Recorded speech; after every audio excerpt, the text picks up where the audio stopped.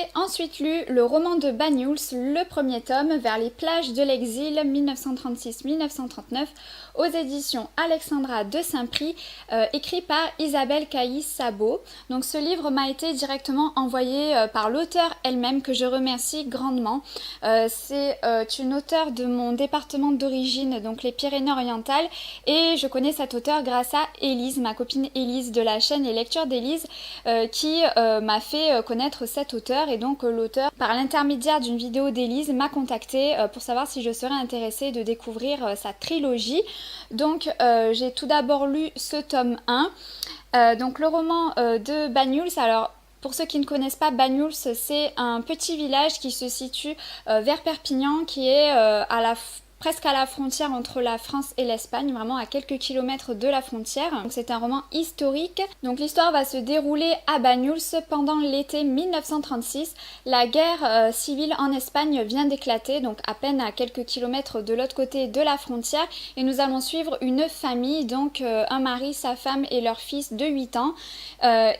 Donc la femme est mariée avec un Espagnol qui s'appelle Francisco, et Francisco va décider d'aller rejoindre les troupes espagnoles pour lutter contre Franco, et donc il va annoncer à leur fils de 8 ans qu'il doit aller combattre en Espagne. Donc il fait promettre à leur fils Luis de bien veiller sur sa maman pendant que lui ira combattre en Espagne. Mais cette guerre va vraiment changer le quotidien des personnages et les plonger dans le désespoir et plein d'autres choses que vous découvrirez si vous lisez ce livre. C'est un livre que j'ai vraiment beaucoup aimé. J'ai énormément aimé le style d'écriture d'Isabelle Caïs-Sabot. Ça se lit vraiment tout seul, c'est très fluide, ça coule vraiment bien quand on lit.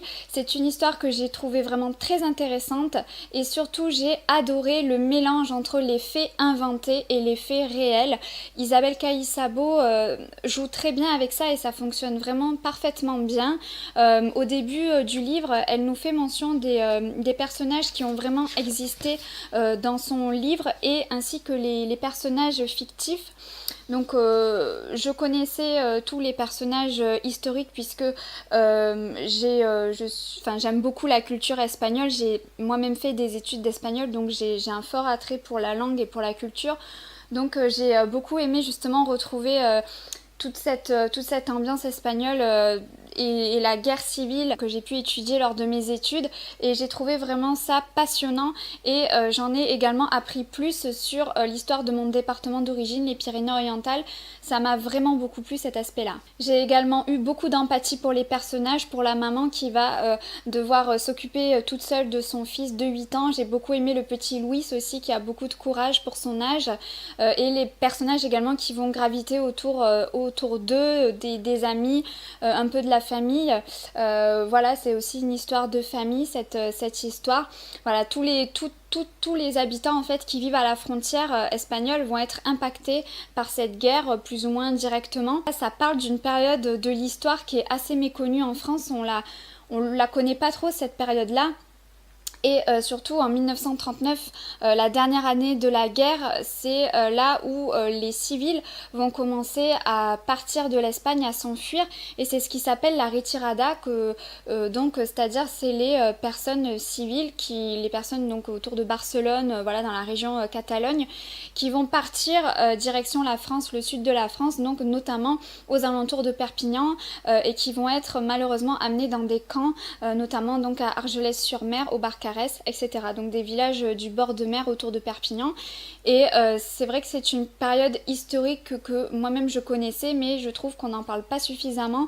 Je trouve que c'est une période de l'histoire qui est assez méconnue. L'auteure Isabelle Caïs-Sabot m'a gentiment fait parvenir le tome 2 et le tome 3. Donc cette fois nous allons être pendant la Seconde Guerre mondiale, donc toujours à Banyuls, et j'ai hâte de me plonger dans ces 2 tomes, de poursuivre l'histoire, de poursuivre voilà, les personnages auxquels je me suis attachée. J'ai hâte de les redécouvrir dans ces 2 livres. Je remercie encore une fois grandement l'auteur pour m'avoir fait découvrir ce très très beau livre et j'espère vous avoir convaincu de découvrir au moins le premier. Avec le roman de Banyuls, le tome 2, Un sentier dans les vignes 1939-1942 et le tome 3, Magnana 1942-1945, écrit par Isabelle Caïs-Sabot aux éditions Alexandra de Saint-Prix.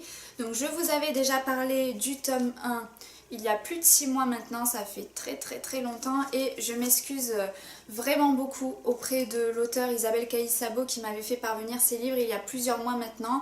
Je suis désolée de ne les avoir lus que maintenant, mais voilà, ils sont lus maintenant, donc c'est bon, je vais pouvoir vous en parler. Donc pour vous rafraîchir la mémoire, le roman de Banyuls, il s'agit donc de livres qui ont pour situation géographique mon département d'origine. Donc je suis originaire des Pyrénées-Orientales, donc tout au sud de la France, à la frontière avec l'Espagne. Et donc nous allons suivre une famille qui va donc traverser plusieurs malheurs, qui vont traverser notamment la guerre civile espagnole donc, qui a eu lieu entre 1936 et 1939, et ensuite nous allons suivre cette famille pendant la Seconde Guerre mondiale, donc 39-45. Et donc ces 3 livres, hein, cette trilogie eh bien on va suivre toute cette famille, donc le mari, sa femme et leur fils qui a 8 ans au début du livre et qui en a quasiment 18 à la fin. Nous allons suivre comme ça cette famille pendant 10 ans et il va leur arriver tout un tas de choses. Nous allons également suivre des personnages qui gravitent autour d'eux, des amis de la famille. Et eh bien, je me suis énormément attachée à cette famille, je me suis passionnée pour leur histoire, j'ai beaucoup aimé les suivre.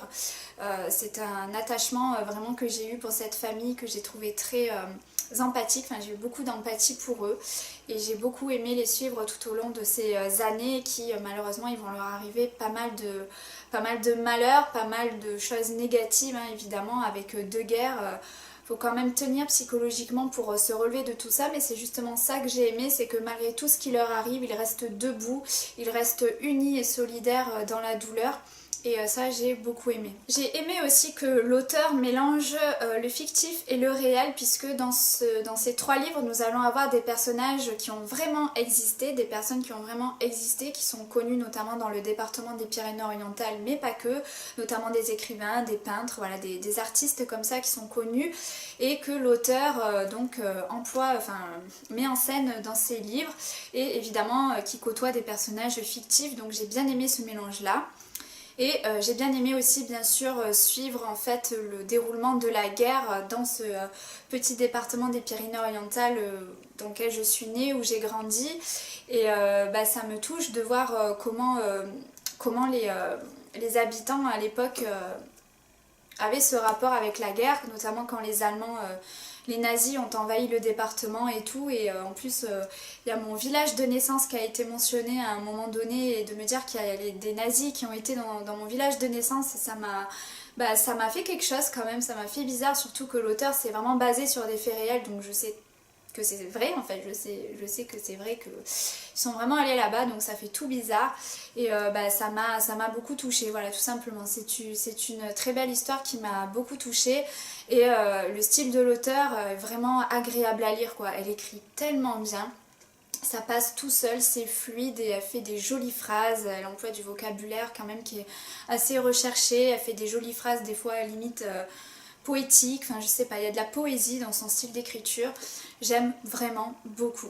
Donc si vous avez envie de découvrir une histoire un peu de terroir, si vous avez envie d'en savoir plus sur le département des Pyrénées-Orientales, si ça vous intéresse, voilà, il y a la guerre d'Espagne, il y a la Seconde Guerre mondiale, si vous voulez voir un peu ces guerres-là dans un département qui n'est pas forcément très connu. Je remercie encore beaucoup l'auteur Isabelle Caïs-Sabot pour sa confiance de m'avoir envoyé ces livres et je m'excuse encore pour le retard que j'ai pris à les lire, mais en tout cas, eh bien, je ne regrette absolument pas d'avoir pris le temps de lire et de découvrir ces livres parce que ils sont très beaux. Donc merci à l'auteur de m'avoir fait passer un très bon moment de lecture. Et voilà, cette vidéo point lecture est à présent terminée, j'espère qu'elle vous aura plu. Dites-moi dans les commentaires, est-ce que je vous ai donné envie de découvrir l'un des titres que je vous ai présenté dans cette vidéo. Sinon, si vous en avez déjà lu un ou plusieurs, dites-moi dans les commentaires ce que vous en avez pensé. J'aime toujours partager avec vous, donc n'hésitez pas à me dire tout ça. Et bien écoutez, quant à moi, je vous souhaite d'excellentes lectures et je vous retrouve bientôt pour une prochaine vidéo. Je vous embrasse, bye bye!